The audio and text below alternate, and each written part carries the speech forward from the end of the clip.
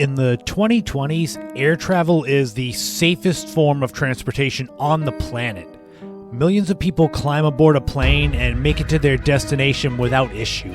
It's become so commonplace that it might seem unbelievable to think that it wasn't always that way. A century ago, in the 1920s, air travel was new and relatively untested, especially in the civilian market. Airfields were slowly being constructed throughout the United States as more and more everyday people desired to soar into the clouds for a time. On Cape Cod, the very first airfield had a spectacular beginning, a brief run, and a tragic end, all happening within the same month. This is the story of Cape Cod's first airfield and first air disaster. The world's first airline opened on January 1st, 1914. Located in St. Petersburg, Florida, it was known as the St. Petersburg-Tampa Airboat Line. The very first passenger flight was flown by pilot Tony Janis. During World War I, airplanes began to become more common as ways of fighting battles. Soon after the war ended, the race was on to create airfields for passenger flights all across the country. Massachusetts began licensing aircraft and pilots in May 1920. It was not very long until the search was on for ideal locations for potential airfields. In the weeks after licensing began, a new air travel company was created. Aero Service Company was founded by Charles J. Manuel, with its home base being Framingham, Massachusetts. Manuel planned to begin scheduling passenger flights as well as instruction, aerial photo opportunities, and advertising. He had his airfield in Framingham, and Manuel soon found his crew and aircraft. 2 men were hired as pilots and mechanics. They were George Linwood Hall, 22 years old, from Mansfield, Massachusetts, and Carly Gould Weld, 30 years old and originally from Chatham, Massachusetts, but now residing in Framingham. A single-engine passenger plane of Canadian make was then purchased by Manuel and Weld together. With Cape Cod's blossoming tourism industry in the early 20th century, it only made sense to develop an airfield on the peninsula. A perfect location was found on South Sea Avenue in West Yarmouth. The new airfield, christened Aero Service Aviation Field, was located on Great Island in the days before it was a private gated community. The first airfield on Cape Cod was created in the final days of June 1920, just as the summer season was kicking off. Located just down the road from the legendary Aberdeen Hall on Great Island, and within walking distance of the luxurious Hotel Englewood, the new airfield overlooked Lewis Bay and was seen as being of ample size with an excellent surface and long runway.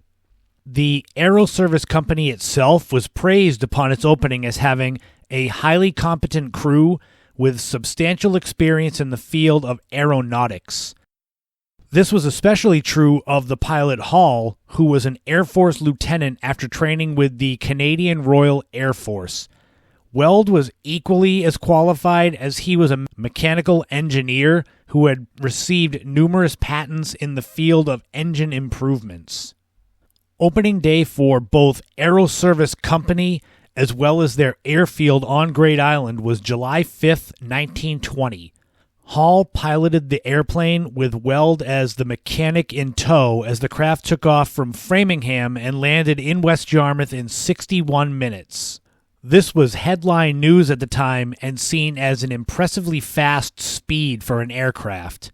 For comparison, the highly popular Ford Model T automobile in 1920 had a reported top speed of 28 miles an hour, meaning a drive from Framingham to West Yarmouth in absolutely ideal conditions would still take roughly 3.5 hours. Hall, Weld, and their aircraft became instant celebrities on Cape Cod. The pair took up residence at the Hotel Englewood and began immediately taking passengers up into the sky above the Cape several times daily for the cool price of $10, or about $148 when adjusted for inflation to 2023. People lined up to get their chance to climb aboard the airplane or to just gaze in amazement at the new mode of transportation.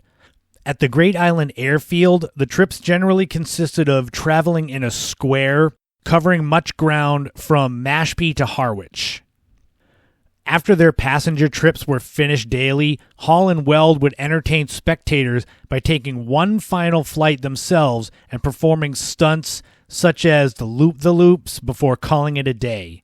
Within only a matter of a few weeks, passenger air travel had stormed Cape Cod with numerous reports of the impressive pilots and adoring crowds. The potential dangers, though, never crossed anyone's minds. On the afternoon of July 21st, 1920, Mrs. L.F. Jukes of Arlington Heights, Massachusetts, took a ride up in the Aero Service plane. She later admitted that she was terrified of the sky. To her, the plane ride felt rocky, but she also said she figured that was just the way air travel was and that nothing was likely wrong with the plane. Mrs. Jukes was the final successful flight. Around 6 p.m., with Weld piloting and Hall as the second, a reversal of the typical routine, the men began their typical end-of-the-day demonstration. The plane circled the Great Island runway at a height of roughly 2,000 feet, preparing to land as people all around watched. A pair of loop-the-loops were completed, and then something went wrong. The plane hurtled to the ground, with spectators losing sight of it. Some people saw it and headed off to find the crew, while others were told about it and joined the search party. The plane went down in a muddy bog near Horse Pond in West Yarmouth. Deep in the woods, it took more than half an hour for the first help to arrive in the form of Romeo Hallett from Hyannis and Eric Stirk from Centerville. According to Hallett, the plane turned over 9 or 10 times, flopping around like a piece of paper. Hallett and Stirk found the wreck and waded into the water, but the plane was stuck in anywhere from 3 to 6 feet of water and muck. Weld and Hall, still strapped into their seats, did not survive the crash.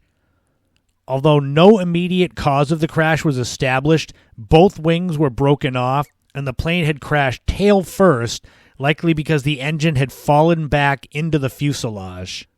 Lifting the 800-pound aircraft to free the men proved impossible for the growing group of helpers arriving. After midnight, as July 21st became the 22nd, New England Telephone and Telegraph sent a crew with a truck, ladder, and ropes out to the woods behind Horse Pond. A crowd of over 200 people watched as the bodies of Hall and Weld were carefully removed from the downed plane. The aircraft itself was then hauled from the mud onto solid ground. It was a sad and tragic event with no clear-cut answer as to what had happened. Charles Manuel stated that he had personally examined the plane before takeoff with nothing appearing to be wrong. He did, however, reiterate the fact that Weld had been the pilot rather than Hall, who was the registered pilot of the plane. Romeo Hallett theorized that Weld could have believed that the bog near Horse Pond was a clearing and tried to land there, not knowing that it was actually soft mud. By the mid-morning hours of July 22nd, anything that was not nailed down was being removed from the wreckage. Described in the local newspapers as souvenir hunters, a guard perimeter had to be established to keep people from stealing parts of the plane. It is unknown to this day whether something that was taken could have better explained those last fateful moments of Weld and Hall. For the Aero Service Company, the crash effectively put them out of business. The airplane that crashed was the only one owned by the company. The summer runway at Great Island lasted all of 16 days. It did not dampen the arrival of passenger air travel on Cape Cod, though. In March 1921, the Chatham Aviation Field was opened. The funerals for both of the lost pilots took place on July 24, 1920. George Hall's service took place at his parents' home in Mansfield, while Carly Weld's service was at the Forest Hill Cemetery Chapel in Jamaica Plain. It is unknown what happened to Charles Manuel after the crash and the subsequent dissolution of his Aero Service Company. As for the former Aero Service Aviation Field in West Yarmouth, it and Great Island as a whole changed dramatically in the following years. The field was absorbed into property owned by Gertrude Bear. She, in turn, sold it to Nathaniel Springer in January 1924. The summer of 1924 saw the beloved Aberdeen Hall on Great Island destroyed by fire. Soon after, Great Island as a whole became the gated private community it remains to this day. The Aero Service Company of Framingham and its summer runway in West Yarmouth were both barely a blip in history. Sadly, its dizzying heights at the start were tainted by the tragedy that ended the business after only a few short weeks.